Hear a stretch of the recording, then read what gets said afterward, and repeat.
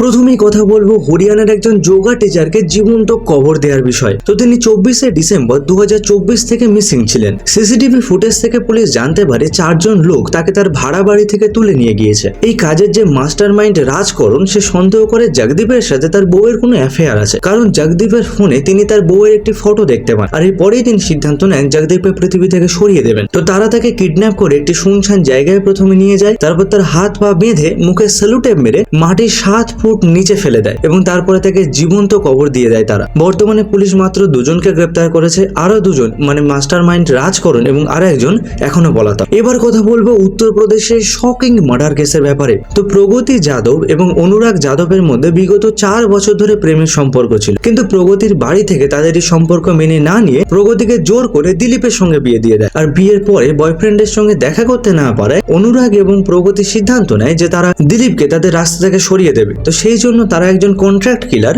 রামাজি চৌধুরীকে 2 লক্ষ টাকা দিয়ে হায়ার করে। রামাজি প্রথমে দিলীপকে মাঠে নিয়ে গিয়ে বেধড়কভাবে মারধর করে, তারপর তাকে গুলি করে। দিলীপকে হসপিটালে নিয়ে যাওয়া হলেও সে বেঁচে উঠতে পারেনি। তবে বর্তমানে পুলিশ সবাইকে গ্রেপ্তার করেছে। তো আমার একটা এর মধ্যে ওপিনিয়ন আছে, ছেলে হোক অথবা মেয়ে, তাদের বাবা মাদের অবশ্যই বোঝা উচিত যে তাদের ছেলে মেয়ে কার সাথে থাকতে চায়, কি চায়, তাদের বক্তব্য অবশ্যই শোনা উচিত এবং এরকম কোনো এক্সট্রিম স্টেপ নেওয়ার থেকে ডিভোর্স নেওয়া ফার মোর বেটার। এবার কথা বলবো সময় রায়নার বিষয়ে। তো আগের দিন সময় রায়না এতদিন পরে ইন্ডিয়ান গড লেটেন্ট কন্ট্রোভার্সি নিয়ে তার নিজের বক্তব্য সামনে এনেছেন। তো বেসিক্যালি তিনি মহারাষ্ট্র পুলিশের কাছে 3 নম্বর সামনের পরে তার বক্তব্য রেকর্ড করতে এসেছিলেন। তো সেখানে তিনি বারবার ক্ষমা চান তার এরকম আচরণের জন্য। তিনি ভবিষ্যতে অ্যাসিওরও করেন যে এরকম কোনো যাতে ইনসিডেন্ট আর না ঘটে। এবার কথা বলবো কুনাল কামরা ভার্সেস মহারাষ্ট্র গভর্নমেন্টের ক্রেজি আপডেট নিয়ে। তো যারা এই বিষয়ে জানেন না, কুনাল কামরা তার ইউটিউবে কমেডি ভিডিও আপলোড করেন নয়া ভারত নামে, যেখানে তিনি ইনডাইরেক্টলি মহারাষ্ট্রের ডেপুটি চিফ মিনিস্টার একনাথ শিন্দেকে গদ্দার বলেন। এই বিষয়ে ডিটেলসে আমি আমার আগের ভিডিওতে আলোচনা করেছি, সেটির লিঙ্ক ডেসক্রিপশনে আমি দিয়ে দেবো। তো এই নিয়ে একনাথ শিন্দের দল শিবসেনা বড়সড় প্রোটেস্ট শুরু করেছে। কুনালকে 500রও বেশি থ্রেট কল করা হয়েছে, কিন্তু এত কিছুর পরেও কুনাল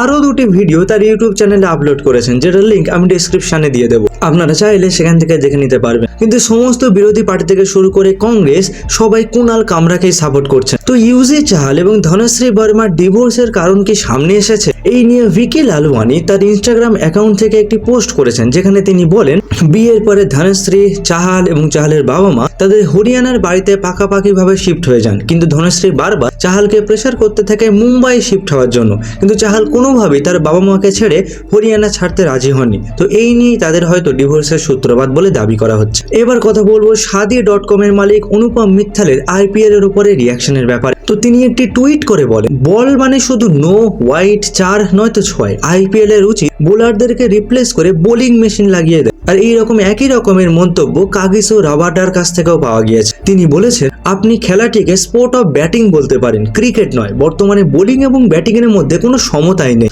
এবার কথা বলবো সিনেবাপের নতুন ভিডিও নিয়ে। তো সেখানে কিছু এমন তিনি কন্টেন্ট ক্রিয়েটারদের কথা বলেছেন যারা ফানি কন্টেন্টের মাধ্যমে বৈষ্ণব ধর্মের অপমান করছেন। আপনি যদি ভিডিওটি দেখতে চান, লিঙ্ক ইন দ্য ডেসক্রিপশন। এবার কথা বলবো সোনু সুদের স্ত্রী সোনালী সুদের অ্যাক্সিডেন্টের ব্যাপার। তো গাড়িতে তার স্ত্রী সোনালী, তার বোন অনিতা এবং তার ভাগ্নে সিদ্ধার্থ ছিল। সিদ্ধার্থ গাড়িটা চালাচ্ছিল। তো বেসিক্যালি তাদের একটা ট্রাকের সঙ্গে সংঘর্ষ হয়, যেখানে 3 জনই হেভিলি ইনজিওর্ড। বর্তমানে তারা হসপিটালে ভর্তি রয়েছেন। আশা করবো তারা যেন তাড়াতাড়ি সুস্থ হয়ে যায়। এর সাথে বলে রাখি সোনু নিগমের ব্যাপারে। সোনু নিগম দিল্লি ইউনিভার্সিটিতে একটি কনসার্ট করতে গিয়েছিলেন, যেখানে 1 লক্ষেরও বেশি স্টুডেন্ট সেটিকে অ্যাটেন্ড করেছে। কিন্তু তার মধ্যে কিছু স্টুডেন্ট সোনু নিগমকে লক্ষ্য করে পাথর, জলের বোতল এইসব ছুঁড়তে থাকে। তো তিনি কনসার্ট বন্ধ করে কিছুক্ষণ তাদেরকে অনুরোধ করেন এমনটি না করতে। এবার কথা বলবো KL রাহুল এবং আথিয়া শেট্টির ব্যাপারে। তো তারা একটি কন্যা সন্তানের জন্ম দিয়েছেন, তাদেরকে অনেক অনেক কনগ্রাচুলেশন। আপাতত এইটুকুনি। পরবর্তী ভিডিওর জন্য চ্যানেলটিকে অবশ্যই সাবস্ক্রাইব করে রাখুন। ধন্যবাদ।